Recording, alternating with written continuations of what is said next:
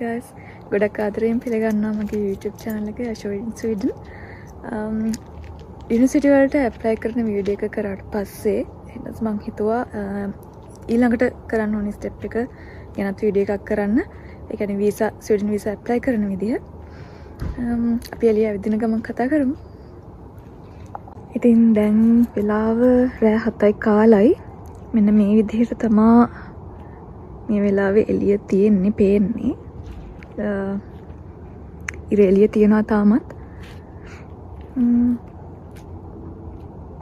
ඉතින් මම visa apply කරපු විදිහ කිව්වොත් මම තනියම apply කරේ. university apply කරා වගේම. මොකද document ටික හරියට තියෙනවා නම් ෆන්ඩ් එක හරියට අපි ලෑස්ති කරගෙන ඉන්නවා නම් confidence තියෙනවා නම් තනියම apply කරන්න පුළුවන්. ඉතින් අපි බලමු කොහොමද කරන්න කියලා.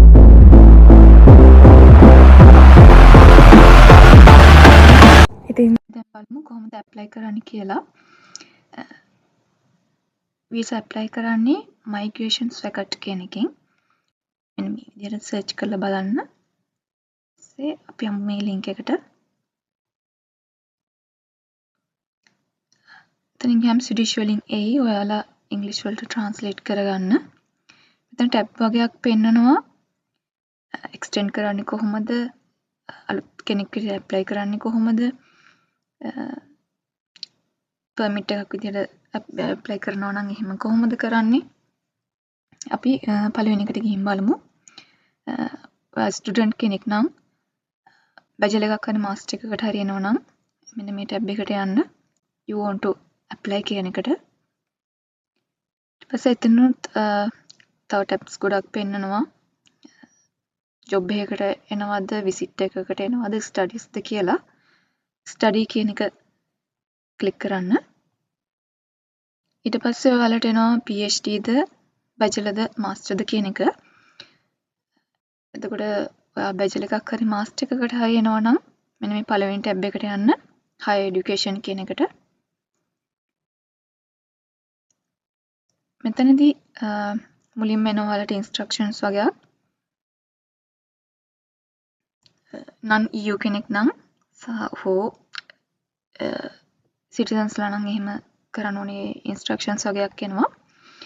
ඊට පස්සේ අපි මුලින්ම university එකකට apply කරන්නේ. එතකොට අපි ගිහින් බලමු මේ පළවෙනි එකට. මෙතනදී ස්වීඩන් වල තියෙන universities list එක ඔයාලට පෙන්නනවා.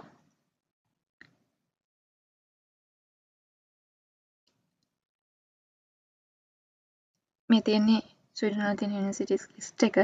ඔයාලා දැනටමත් ඒක දන්නවා ඇති. දැන් ඔයාලා apply කරලා admission ඇවිල්ලා ඉන්නේ. අපි ගිහින් බලමු අන්තිම තියෙන university එකට ගිහින් බලමු.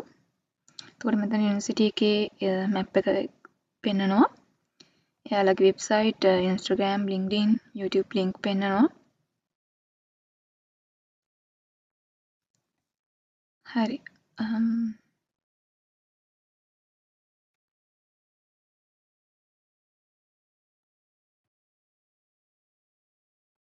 දැන් අපි බලමු මොනවද visa apply කරන්න ඕනේ requirements කියලා.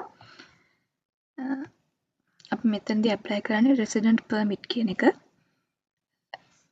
resident permit එකකට apply කරන්න අපි අවුරුද්දකට වඩා studies කරන්න ඉන්න ඕනි. එතෙන්දී අපිට අවශ්‍ය වෙනවා අපි ලෑස්ති කරගන්න ඕනි. අපේ valid passport එකක් තියෙන්න ඕනි. එතකොට full time studies කියලා පෙන්නන්න. ඒ කියන්නේ අපිට accepted letter එක, ඒ කියන්නේ admission letter එක තියෙන්න ඕනි. tuition fee එක ගෙවලා තියෙන්න ඕනි. ඒ කියන්නේ පළවෙනි semester එකට අපිට scholarship එකක් නැත්තම් පළවෙනි semester එකේ tuition fee එක ගෙවලා තියෙන්න ඕනි. අපි visa apply කරද්දී. ඊපස්සේ health insurance එකක් ගැන කියනවා මෙතන. මේවා හැම දෙයක්ම ඔයගොල්ලෝ ඔක්කොම කියවලා බලන්න. health insurance කියන එක අපි paid student කෙනෙක් නම් එයාට university එකෙන් හම්බ වෙනවා. ඒක වෙනම document පෙන්නන්න ඕනේ නැහැ. ඊට පස්සේ you must be able to support yourself. මෙතෙන්දී කියන්නේ අපි පෙන්නන fundings බැංක් බැලන්ස් එක පෙන්වන එක ගැන තමයි එතනින් කියන්නේ.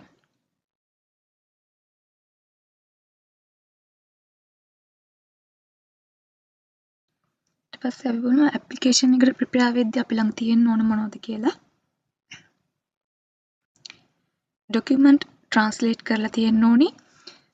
ඒ කියන්නේ අපේ බර්ත් සර්ටිෆිකේට් එක, මැරේජ් සර්ටිෆිකේට්, ඒ වගේ ස්පවුස්ගේ බර්ත් සර්ටිෆිකේට් මේ ටික ට්‍රාන්ස්ලේට් කරලා තියාගන්න.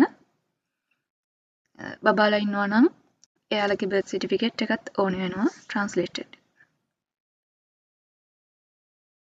ඒ වගේම ඔරිජිනල් ඩොකියුමන්ට් එකේ කොපි එකකුත් අපි ළඟ තියෙන්න ඕන. ඊට පස්සේ අපි බලමු අපි යන්න ඕනේ මොන එම්බසි එකකටද කියලා. මෙතන which country කියලා මෙතන තියෙනවා අපිට සිලෙක්ට් කරන්න. ඒකට අපි පහළට ගිහිල්ලා ශ්‍රී ලංකා දෙමු.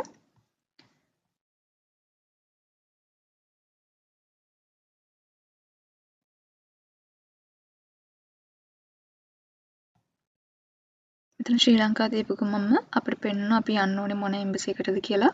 අපිට ලංකාවේ ස්වීඩන් එම්බසි එකක් නැහැනේ. ඒ නිසා අපි යන්න ඕනේ ඉන්දියාවල නිව් දිල්ලි එම්බසි එකට. එතන ඒ ඩීටේල්ස් පෙන්වනවා මේ ලින්ක් එකෙන් ගියාම ඒක බලා ගන්න පුළුවන්.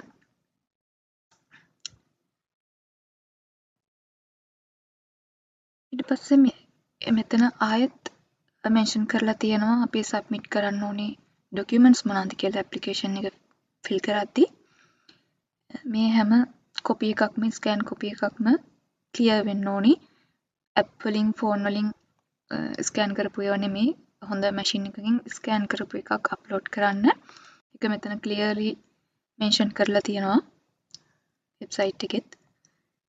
අපේ පාස්පෝර්ට් කොපි එක, ඇඩ්මිෂන් ලෙටර් එක, ඒවා නම් කොහොමත් අපේ PDF එකක් නේ හම්බ වෙන්නේ.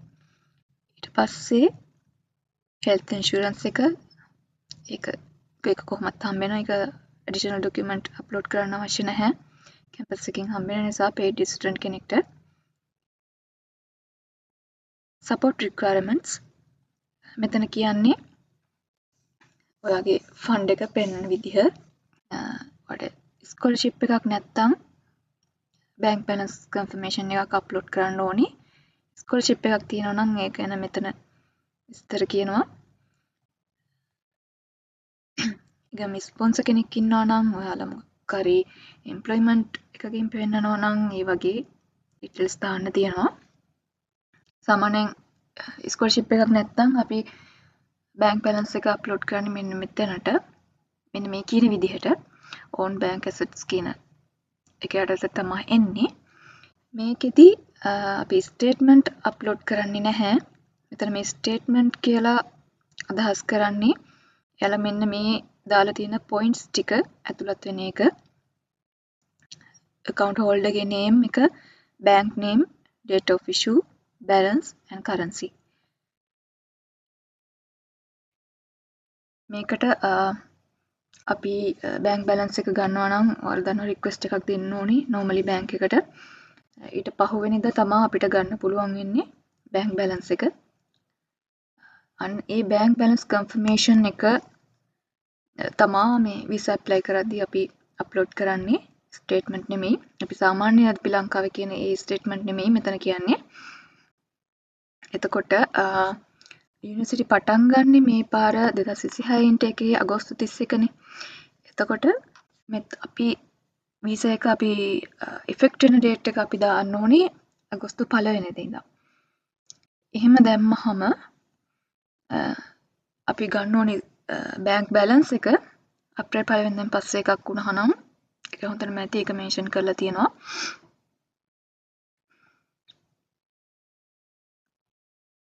ඊට පස්සේ අපි බලමු අපේ ඩීටේල්ස් ෆිල් කරාට පස්සේ ඇඩ්‍රස් එක අපේ යුනිවර්සිටි බැචලර්ස් එක්ස්පීරියන්ස් ඒ වගේ ඒවල් අපි ඩීටේල්ස් ෆිල් කරාට පස්සේ අපිට එනවා ස්පවුස්ගේ ඩීටේල්ස් ෆිල් කරන්න. එතෙන්දී එයාගෙත් අපිට ක්ලියර් පාස්පෝර්ට් එකක් ඕනි, මැරේජ් සර්ටිෆිකේට් එක ඕනි. පොඩි බබාලා ඉන්නවා නම් එයාලගෙත් පාස්පෝර්ට් එකයි බර්ත් සර්ටිෆිකේට් එකයි ඕනේ වෙනවා. ඒ වගේම මෙතන ඇප්ලිකේෂන් එක ෆිල් කරගෙන යද්දී අපෙන් අහනවා ස්පවුස්ටත් ෆයිනෑන්ෂල් සපෝට් එක දෙන්නේ මගේ අප්ලෝඩ් කරපු ඒ ඩොකියුමන්ට් ඒ විදිහටමද කියලා. ඒකට අපි yes දීලා ඒ ඩොකියුමන්ට් එකම අප්ලෝඩ් කරන්න ඕනි. ඇඩ්‍රස් දෙනකොට ස්ටුඩන්ට්ගේ දාලා තියෙන ඒ ඇඩ්‍රස් එකම ස්පවුස්ගෙත් දෙන්න අමතක කරන්න එපා. ඒ වගේම ඊළඟට කියන්න ඕනි SOP එක. SOP එක ලියද්දී ඒකත් ස්ට්‍රෝං වෙන්න ඕනි. තමන්ගේ කරලා තියෙන එක්ස්පීරියන්ස් වලට ඒකට අදාළව මම මේ මාස්ටර් එක කරනවා කියන එක මෙන්ෂන් වෙන්න ඕනි. ඒ වගේම තමන්ගේ ගෝල් එකට ඒ කියන්නේ මැනේජර් ලෙවල් එකට හරි එහෙම ඒ වගේ ගෝල් එකකට යන්න මම මේ මාස්ටර් එක කරන්නේ සහ මම කම්ප්ලීට් කරලා ක්වොලිෆිකේෂන් හදාගෙන අහපව ලංකාවට එනවා කියන එක දාන්න අමතක කරන්න එපා.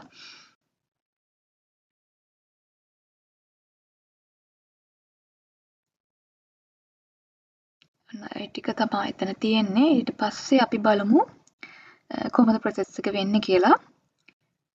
මෙන්න මේ this is how it works කියන ටැබ් එකට යන්න.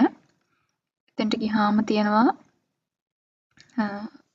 පළවෙනිම දේ අපිට ඇඩ්මිෂන් එක තියෙන්න ඕනි සහ ස්කෝලර්ෂිප් එකක් නැත්නම් පළවෙනි ටියුෂන් ෆී එක ගෙවලා තියෙන්න ඕනේ. ඊට පස්සේ අපි ඇප්ලයි කරනවා. අර මම දැන් කියපු විදිහට ඒ ඩොකියුමන්ට්ස් ටික හදාගෙන ෆිල් කරන්න තියෙන ෆෝම් එක. ඊට පස්සේ මයිග්‍රේෂන් වෙකට් එකෙන් එම්බසි එකෙන් ඩොකියුමන්ට්ස් ටික රිවිව් කරනවා. හරියටම තියෙනවද කියලා බලලා කිසිම අඩුපාඩුවක් නැත්නම් ඔයාලට බයෝමෙට්‍රික්ස් වලට ඊමේල් එක එයි. ඒ කියන්නේ මෙතන පාස්පෝර්ට් එක ස්කෑන් කර ගන්නවා, අපේ ෆින්ගර් ප්‍රින්ට් ගන්නවා, බේසික් සයින් එක ගන්නවා සහ ස්ටුඩන්ට් පර්මිට් එකට, ඒ කියන්නේ RP කාඩ් එකට ඕනි ෆොටෝ එක ගන්නවා එතනදී. ඊට පස්සේ ආයෙත් එයාලා ඒ අලුත් ඉන්ෆර්මේෂන් එක ආපහු ඇප්ලිකේෂන් එක රිවිව් කරලා ඩිසිෂන් එකක් දෙනවා. වීසා ග්‍රාන්ට් වෙනවා. සමහර අයට එදාම ග්‍රාන්ට් වෙන්නත් පුළුවන් හවස් වෙද්දි වගේ. සමහර අයට දවස් දෙකකින් ග්‍රාන්ට් වෙන්න පුළුවන්. සති දෙක තුන මාසය දෙක යන්නත් පුළුවන් සමහරක් අයට. ගොඩක් වෙලාවට සිටි වයිස් වෙන වෙනම තමයි බලන්නේ. මම ඇප්ලයි කරපු එකේ බයෝමෙට්‍රික්ස් දුන්නට පස්සේ දවසකින් තමයි මට ග්‍රාන්ට් උනේ. එදාම ග්‍රාන්ට් උන අයත් හිටියා මාත් එක්ක ගිය දවසේ. ඒ විදිහට තමයි ඉතින් මේ ප්‍රොසෙස් එක වෙන්නේ. ඒක මම කිව්වේ හරිම ලේසි ඇප්ලයි කරන්න.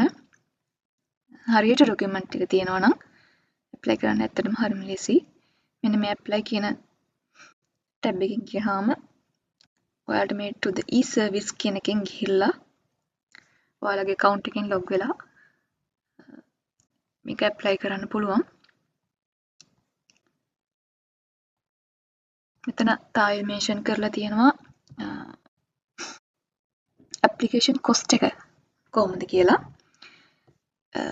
මෙතන එක්කෙනෙක්ට 1500ක් වෙනවා සෙක් වලින් සහ පොඩි බබෙක්ට නම් 750යි සෙක් වලින්. මෙතන තව වැඩිපුර ඉන්ෆර්මේෂන් වගේක් දාලා තියෙනවා. මේ ටියුෂන් ෆී එක ෆ්‍රී වෙනවා, සිටිසන් ඔෆ් ජපාන් ඒ වගේ දේවල් විස්තර ටිකක් දාලා තියෙනවා. මෙතන ඇප්ලිකේෂන් එක පෙන්නනවා. e-service එකට දාන්න දන්නේ නැති කෙනෙක්ට නම් මෙහෙම ඇප්ලිකේෂන් එක පෙන්නනවා. PDF එකක් තියෙන්නේ. අපි තව ඉන්ෆර්මේෂන් එකක් තියෙනවා ෂෙයා කරන්න, එකත් බලමු.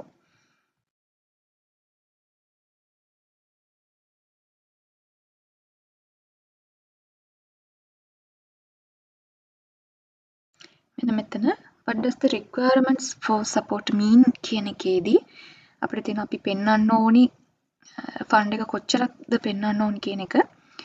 මාසෙකට දැන් 2026 ඇප්ලයි කරන කෙනෙක් නම් මාසෙකට 10656ක් තියෙන්න ඕනි. 2025 ඇප්ලයි කරපු කෙනෙක්ට, ඒ කියන්නේ අපි ඇප්ලයි කරද්දි තිබ්බේ මෙන්න මේ ගාන 10584යි මේන් ඇප්ලිකන්ට් මේ මාසෙකට පෙන්වන්න ඕනි ගාන.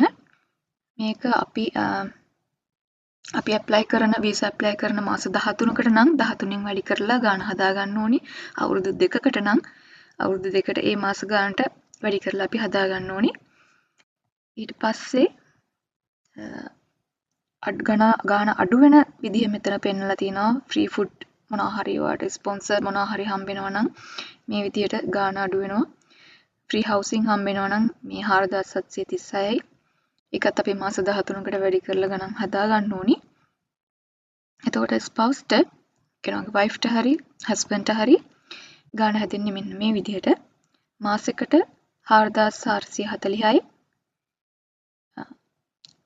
බබාලා ඉන්නවා නම් එක්කෙනෙක්ට 2664 ගානේ මාසෙකට අපි මාස 13කට වීසා ඇප්ලයි කරනවා නම් 13න් වැඩි කරලා හදා ගන්න ඕනි.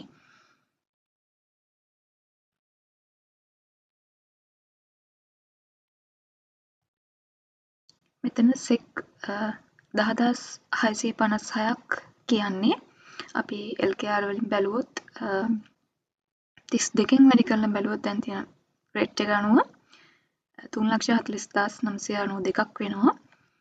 ඒ වගේ මාස 13කට නම් අපි ඒ වගේ 13ක් ඕනේ වෙනවා. අවම 1,45ක් 1,44යි ගාණක් එන්නේ. අවම 1,45ක්වත් තියෙන්න ඕනි. මොකද ගාණටම අපිට පෙන්වන්න බෑනේ. ඊට පස්සේ අපි බලමු 4,440ක්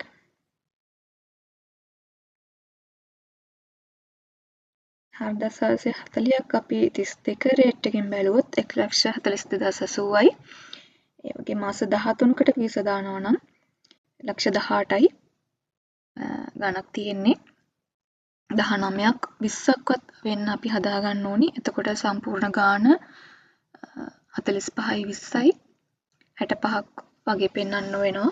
වැඩිපුරත් එක්ක දෙන්නෙක් එනවා නම් මම කියන්නේ ස්ටුඩන්ට් සහ හස්බන්ඩ් or වයිෆ් ඒ විදිහට එනවා නම් අවම වැඩිපුරත් එක්ක තියලා අවම 65ක් වගේ පෙන්වන්න ඕනි. මේ තියෙන විදිහට. හරි. දැන් අපි බලමු අපිට කොච්චර කාලයකටද රෙසිඩන්ට් පර්මිට් එකක් ඇප්ලයි කරන්න පුළුවන් කියලා. මෙතනින් මෙහෙම පහළට ගියාම මෙන්න මෙතන තියෙනවා how long can I get a resident permit කියන එක. මෙතනින් ඔයාලට ඒ details බලා ගන්න පුළුවන්. මෙතන කියලා තමයි maximum 2 years තමයි apply කරන්න පුළුවන්. ඒත් හැම යුනිවර්සිටි එකකටම 2 years apply කරන්න බෑ. ඒකට දෙන අපි යුනිවර්සිටි මෙන්න මේ ලිස්ට් එකෙන් බලමු. Stockholm, Chalmers, Gothenburg, Borås, Scholl, Halmstad, Hudik, University West, Jönköping, Karlstad, Karolinska, Linköping, Linnaeus, Lund, Malmö මේ වගේ යුනිවර්සිටි ගොඩක් මෙතන පෙන්නනවා. නෝර්ත් වල තියෙන යුනිවර්සිටි එක නම් මෙතන නැහැ. ලුලියෝ. එතකොට ඒ වගේ යුනිවර්සිටි එකකට එන කෙනෙක්ට නම් අයාට ඇප්ලයි කරන්න පුළුවන් මාස 13කට. කොහොමත් ඔයාලගේ ෆන්ඩ් එක ඔයාලට පෙන්වන්න ඕන පුළුවන් විදිහට ඒක පෙන්වන්න අවුරුදු 2කට පෙන්වන්න අමාරු නම් මාස 13කට මුලින්ම පෙන්වන්න. පර්සනල් නම්බර් එක ගන්න කොහොම හරි අවම මාස 13ක වීසා එකක් තියෙන්න ඕනේ ඔයාට. එහෙම නැත්නම් පර්සනල් නම්බර් එක හම්බෙන්නේ නැහැ. ඔයාලට කෝඩිනේෂන් නම්බර් කියලා එකක් හම්බ වෙන්නේ. එතකොට බැංක් ID හදන්නත් බෑ. ඒ වගේ ප්‍රශ්න තියෙනවා. ඒ නිසා අවම මාස 13කට දාන්න. මේ RP කාඩ් එක කියන්නේ ඒක අපේ ලංකාවේ තියෙන ID කාඩ් එක ලයිසන් එක වගේ කාඩ් එකක් එන්නේ අපේ ෆොටෝ එකත් එක්ක. ඒක තමයි අපේ වීසා එක. එතකොට මේක අපිට ලංකාවේ එම්බසි එකක් නැති නිසා අපි බයෝමෙට්‍රික්ස් දෙන්න ඉන්ටර්විව් හරි ඉන්ටර්විව් වලට නම් බෑ. බයෝමෙට්‍රික්ස් දෙන්න ගියාම අපි එම්බසි එකට කෑෂ් දෙන්න ඕනි ඉන්දියන් රුපියල් වලින් 500ක්. මේ කාඩ් එක ඩෙලිවර් කරගන්න ලංකාවට. මොකද ලංකාවේ තියෙන්නේ ස්වීඩන් කන්සුලේට් ඔෆිස් එකක් විතරයි. මේ ඔෆිස් එකට තමයි අපේ කාඩ් එක එන්නේ. එතකොට අපිට මෙයාලා ඒක print කරන්න පටන් ගන්නෙ වීසා ග්‍රාන්ට් වුණ අයට මේක print කරන්න පටන් ගන්නෙ ජූලයි 1 වෙනිදා ඉඳලා. ඊට පස්සේ සති 3කින් වගේ ලංකාවට එනවා. එතකොට අපි එතෙන්ට ගිහිල්ලා අපිට ඊමේල් එකක් එනවා. අපි කන්සුලේට් ඔෆිස් එකට කෝල් කරලා අපොයින්ට්මන්ට් එකක් දාගෙන ඒ දවසට ගිහිල්ලා අපිට කලෙක්ට් කරගන්න තියෙන්නේ. ඔක තමයි ඉතින් වීසා ප්‍රොසෙස් එකේ යන විස්තරේ. ස්වීඩන් වීසා ඇප්ලයි කරත් යන ඩීටේල්ස් ටික. ඊට පස්සේ ඊළඟ වීඩියෝ එකකින් මම ඔයාලට කියන්න බලාපොරොත්තු වෙනවා ඉන්දියන් වීසා ඇප්ලයි කරන්නේ කොහොමද කියලා. ඒක මීටත් වඩා ලේසියි, හරිම ලේසියි. ඔන්ලයින් මොකද ඔන්ලයින් වීසා දාන්න තියෙන, ඊ වීසා දාන්න තියෙන්නේ. අපි ඊළඟ වීඩියෝ එකකින් හම්බ වෙනවා. සුබ දවසක්.